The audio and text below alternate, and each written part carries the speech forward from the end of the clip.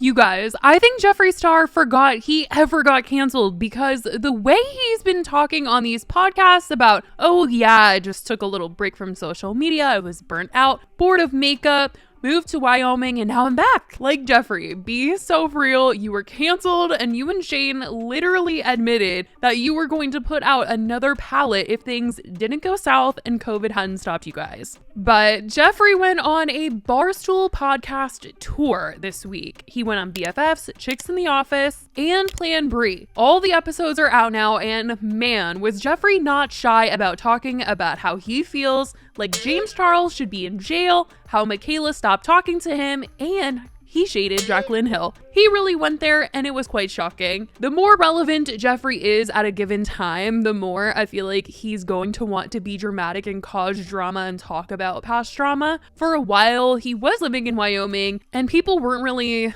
like loving on Jeffree like they once were. Him and Shane got canceled, and he tried to say that, you know, he just didn't care about drama anymore living in Wyoming. He's found his peace. He's just taking care of his farm, selling yak meat, minding his business. But as we've seen this year, he's kind of left that piece behind and decided to join nearly every hot drama that has happened. And now he's trying to get into even more with the way that he's talking about certain things on podcasts. Like I said, he was talking about James Charles and Tati Westbrook. In terms of James, he had no problem calling him right out. On Plan Brie, they had Jeffree play F, Marry, Kill, and they had Mario, Mikayla, and James. And Jeffree obviously didn't select James to marry or F, but answering the question wasn't the only thing. He literally made a comment about how James is waiting for a child to fall into his trap. And he says that he's an alleged child predator. Jeffree was not holding back. We are going to take an Uzi to the last one. Yeah. That's interesting. That's so weird. Like, what does that person do every day? I don't know. He dances on TikTok. Hoping a child falls into his traps, I'm sure. Allegedly. Allegedly, we don't yes. support alleged child predators. No, absolutely we do not. Not in this household. But Not- somehow there was like a free pass and he's still uploading and not in jail. So I know, it's crazy. I was truly shook that he was even going there, honestly, because for a while I felt like Jeffree was staying away from bringing up the topic of James or Tati, but now it's all coming out and he's even blaming the two of them for solely ruining the beauty community. The James Charles, Tati Westbrook stuff go down. they ruin the beauty community. Yeah. And that's when we got Yeah, it kind kinda of did. like pulled in because we were like, wait a second, I didn't know what this was all going on YouTube. yeah, And it, yeah. it brought in new viewers. It did. And I then don't think kind that of was in a way that was it like, it yeah, was a not really in a bad good thing, way, 'cause yeah. then I think once the new people saw it wasn't just like a soap opera and it was real life, really, it was just, and then YouTube in the beauty space died. They really took the fun out of the beauty community. With Tati's last video, it was just like the craziest thing, and I think it ruined beauty. Like, I honestly think that he sort of maybe kind of forgot that he also played a hand into that whole drama and the beauty community going down like a big hand. But it's Jeffree we're talking about, so we can't expect full accountability here. He also took the time to take shots at Jaclyn Hill during this, which I found really interesting since she recently did show him some love by using his product in a recent video, and he seemed really happy about it. But when he was on Chicks in the Office, he brought up how inauthentic reviews are in the beauty world on TikTok especially, and was calling out people who recently promoted this green color corrector. And while Jaclyn literally did that little review. My rosacea is like in full swing right now, and I have like tomato face, right, from working out. So I thought this was the perfect time to try this CC Red Correct because I've seen it all over TikTok and I am so sick of having so much redness in my skin, and I'm so curious if this is actually going to work. Okay. Holy shit. I was like looking away for a second. Hold on. There's this thing where they're all getting paid to review this white green cream that takes away your redness. And I've seen like 10 of them do the ad. And I'm like, how does this brand even have the budget for the like, it's just crazy. And they're all doing it with the same talking points that they were emailed. And it's just so, get your bag. But I just think if 10 other people are gonna do it, I don't know. It comes off so cheesy. You have to stand out. It's interesting how Jacqueline never said that her video was sponsored though, anywhere in the video or on the video or in the description, but people were calling her out and made a whole video on it. People were like, wow, you and Mikayla are competing for an Oscar with the way that you guys like react to products these days. But speaking of Mikayla, Jeffree took the time to talk about her and said that he's actually talked with her before. She's been in his DMs because she was a fan of his, but once she got big, and especially after the mascara situation, he said her team advised her to stop talking to Jeffree. She has management, a digital PR team. We were speaking, and then when I asked her to fly to Wyoming to try the mascara, it went silent. It was management like, shh, stop responding to him. Okay. So you guys were talking a little Yeah, bit? and she's always been great. She's DM'd me. She said that she's, loved me for a long time, and she's always been a fan, and she used to always wear my brand. And then at the height of the cancel culture, the support vanished, and she was told to stop with me. He did say that he was hurt by this, the fact that she did cut him off because he was just not good for press. I wouldn't do that, and it does sting a little bit. At the end of the day, I'm just a human. I know I look fake, but it did sting a little. But to be honest, the way that he came for Mikayla after the mascara scandal, like on his Instagram story and on his TikTok, I get why she wouldn't want to respond to him anymore. I mean, he really came at her.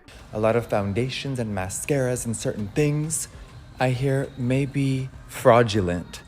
So if y'all want an unbiased that's been reviewing makeup for 10 years, that has never accepted a coin from one brand to ever say a product is amazing, then stay tuned because the back.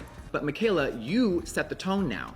I used to set the tone on YouTube. When I said something did not work, the internet knew I was telling the truth. So when people are distrusting you, you gotta understand why. I did find it interesting though how on every single show Jeffree talked about his comeback to beauty. He did say that he credits Mikayla for bringing him back. He felt like because of her and her drama, people were craving this authentic beauty review, and Jeffree was like known for giving honest opinions no matter who he was reviewing, and he was really saying like Mikayla is the one responsible for everybody wanting me back. We've spoken in the past, but the mascara gate thing, there's still a question mark. People think, I don't know, I think some people thought it was a joke or it was a marketing gimmick, but it was really like, I had kind of kept away from the beauty scene and I was just kind of fucking with TikTok, and then this mascara thing happened and I'm like, this is such a weird thing. So yeah, I feel like the OG came out of the woodwork. Unleash the beast. The release the Kraken. And it reignited me in a sense where I really, because I kind of lost my passion for reviewing stuff. It was very burnt out.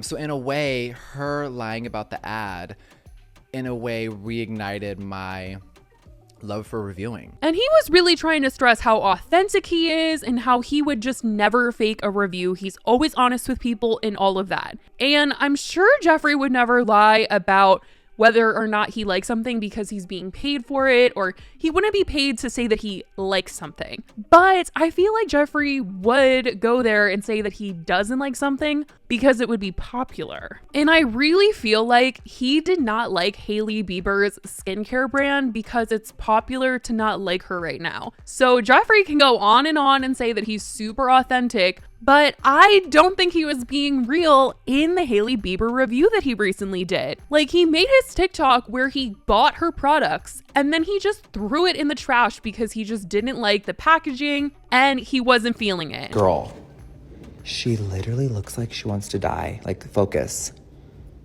Oh my God, that face is like, why did I do this? Why did I create a skincare brand? So when you're privileged and you use daddy's money and you've never worked a day in your life, I guess this is what we're doing. Okay, you guys, I don't even know what to say. This is so boring. I'm not even trying to be funny for once. This is what she's giving. In this house, we are Team Selena and we are team not bullying anyone. So we're gonna skip today's review. Wait. She doesn't even deserve a pink trash can. And just like Shawn Mendes said, bye.